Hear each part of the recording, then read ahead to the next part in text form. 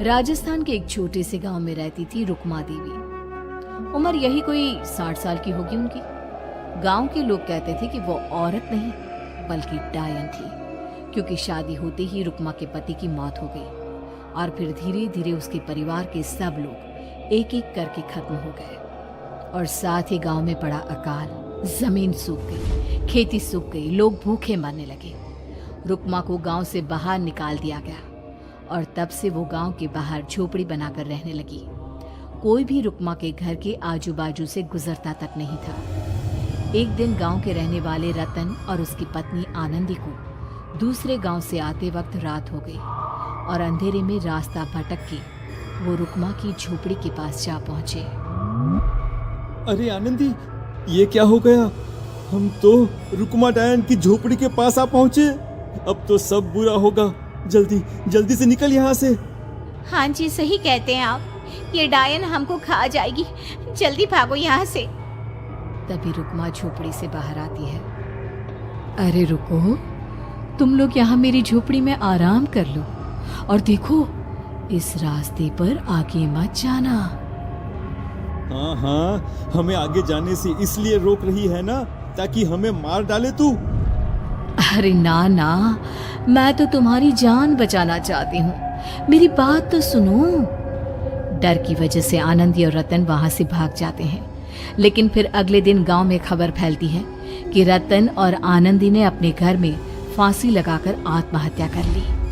वजह क्या थी किसी की समझ में नहीं आया। अगले दिन गांव में जोर का तूफान आया और भयानक तरीके से किसी के रोने की आवाज गूंजने लगी।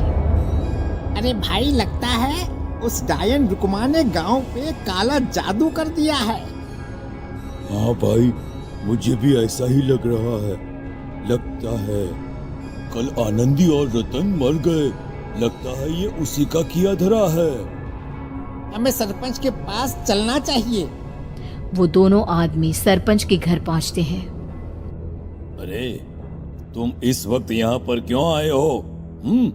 जानते नहीं बाहर क्या हो रहा है? कितनी डरावनी आवाज गांव में गूंज रही है। बस मालिक, किसी तरह आ गए। पूरे गांव वालों की जिंदगी का सवाल है। अरे मालिक, ऐसे तो सब एक एक करके मर जाएंगे। तो क्या चाहते हो? क्या किया जाए? मालिक, हमें रुक्मा को मारना होगा। अरे जब तक वो डायन गांव में जिंदा रहेगी, तब तक गांव में ये सब होता ही रहेगा। शायद ठीक कह रहे हो तुम लोग, मगर ये काम करेगा कौन? मालिक, अगर आप कहे तो हम दोनों मिलके इस काम को अंजाम दे दे। बस आपको हमें यकीन दिलाना होगा कि हम पकड़े नहीं जाएंगे। ठीक है, लेकिन बाहर जो आतंक का साया है, उसमें तुम दोनों रुक्मा तक पहुंचोगे कैसे? हैं? क्या तुम्हें डर नहीं लगता? मालिक, आप उसकी चिंता ना करें। काल भैरव का भभूत है हमारे पास। रुक्मा तक पहुंचकर आसानी से मौत के घाट उतार देंगे उसको। हाँ, मैं भी चलूंगा तुम लोगों के साथ। उस डायन को मरते हुए देखने की बड़ी इच्छा है मुझे।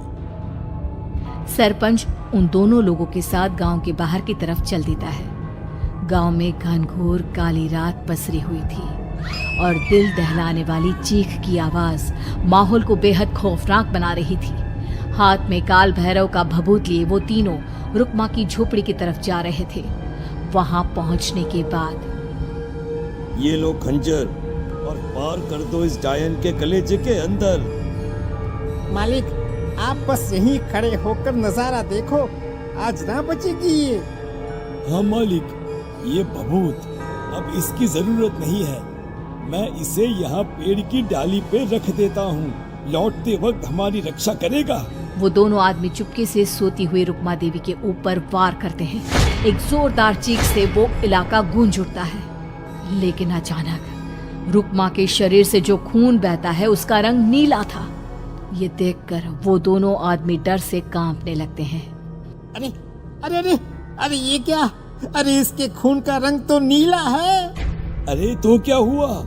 डायन जो ठहरी इंसान नहीं है ये, और आज इस बात का पक्का यकीन हो गया है। मर गई चुड़ैल, मर जाने दे।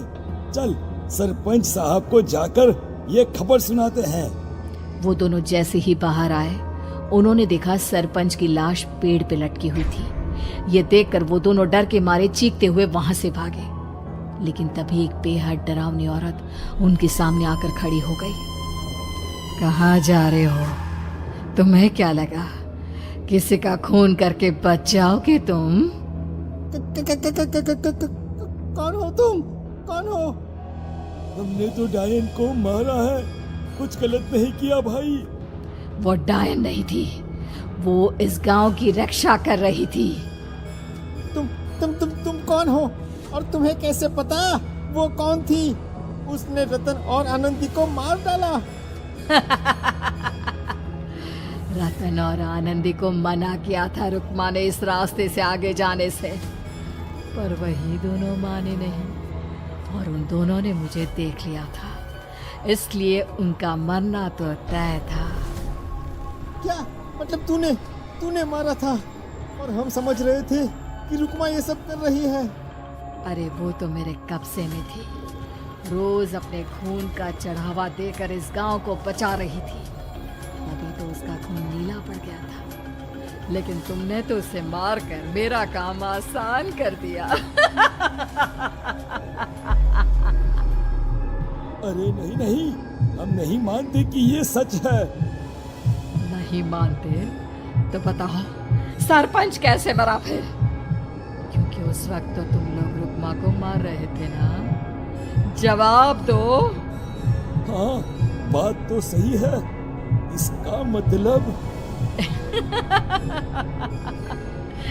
इसका मतलब अब तुम लोगों ने अपनी मौत को खुद दावत दी है, क्योंकि जो तुम लोगों को बचाने की कोशिश कर रही थी वो तो अब रही नहीं। अरे लेकिन कौन है वो जो हम लोगों को मारना चाहता है? आत्मा, रुक्मा के घर वालों की आत्मा। वो लोग कोई आम आदमी नहीं, खूनी भेड़िए थे और रुक्मा ने उनका ये राज जान लिया था। रुक्मा के अंदर शक्तियां थी जिसके चलते उसने उन सबको खत्म कर दिया। क्या? अरे लेकिन पूरा गांव तो समझ रहा था कि रुक्मा अपने घर वालों को खा गई। खा रुक्मा नहीं, मैं आ गई। क्योंकि असली डायन मैं हूँ और अब कोई नहीं बचेगा इस गांव में, कोई नहीं। भागो तुम दोनों।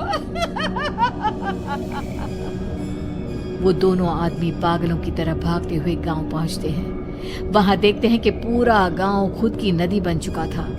हर तरफ लाशें ही लाशें पड़ी थी और रुक्मा के मरे हुए घर वाले उन लाशों को खा रहे थे। कुछ देर के बाद उन दोनों का भी वही हाल हुआ।